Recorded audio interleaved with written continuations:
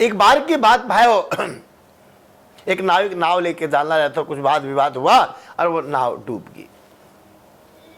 बीच में डाली जब डूबी तो भतीरा समझाया भी कोई ना मान्या। तो ज्यादातर कुछ आदमी डूब गए, कुछ बच गए। जो तैरना जान थे वो निकले आए, और जो वो ऐसे थे वो, पर भाई जो नाविक था उसने तैरना हो तो कोई दिक्कत नहीं, तो निकले आया।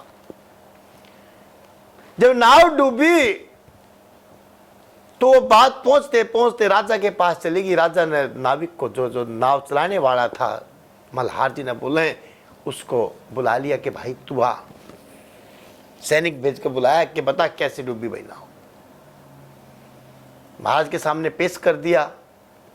पेश होने के बाद महाराज कहने लगे, भाई तने कितने साल हो गए नाव चलाते? कि महाराज 20 साल हो गए।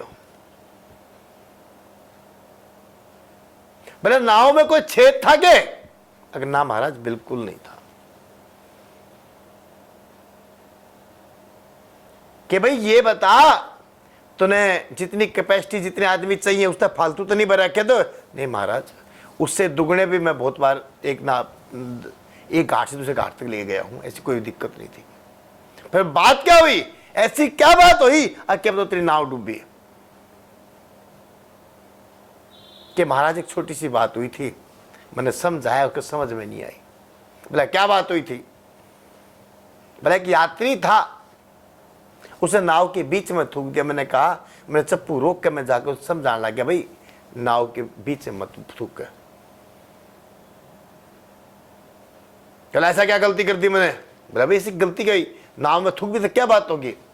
आगे महाराज मैंने उसको ये समझाया था कि वो अपनी छाती पर रखकर तुम्हें एक किनारे से दूसरे किनारे लेके जाए नाव, तुझकी छाती पर चढ़ के जान लाग रहे हो और फिर भी तू उस पर थूक, कोई अच्छी बात है? इसलिए मेरे को गलती लगी कि हाथ ना गलत करा। बोले बात तो गलत है। बोला कि उसने उसका उल्टा जवाब दिया। बोला क्या जवाब दिया? बोला पैसा देते हैं, पैसा देते हैं, नाव में कहीं थूके कहीं आओ, तुम पैसा लेते हो,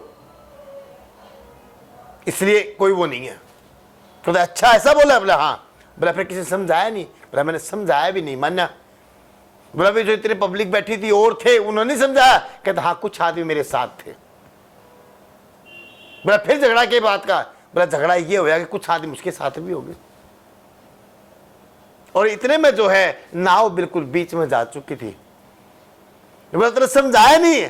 अगर महाराज मैंने खूब समझाया कि तुम बिल्कुल तेज धार के बीच में आ चुके हो और तुम मान जाओ, तुम आराम से बैठ जाओ। कहते हो मान्य नहीं, वो आपस में लड़ना चालू कर दिया। मैंने खूब समझाया, मैं मान्य नहीं। बोला फिर उसका बैलेंस बिगड़ गया और वो नाव डूब गई।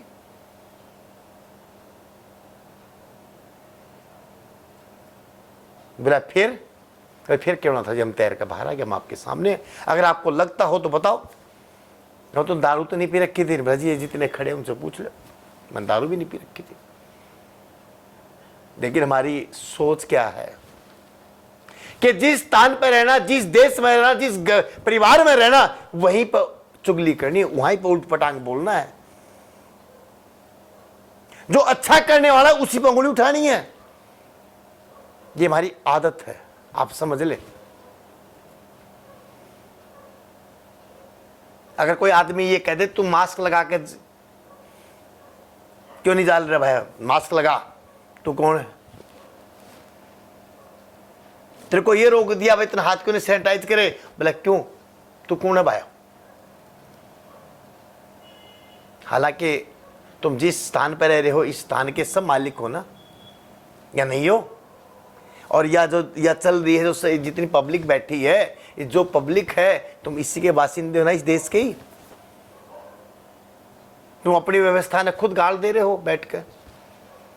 थूकने का मतलब नहीं, नाव में थूका गया था। मेरा कहने का मतलब एक ही है कि तुम अपने आप में इतनी चुगलियां करो, इतनी बकवास करो, तुम्हें यही नहीं पता क्या सच बोल रहे हो क्या गलत बोल रहे हो। जय जय श्री राम।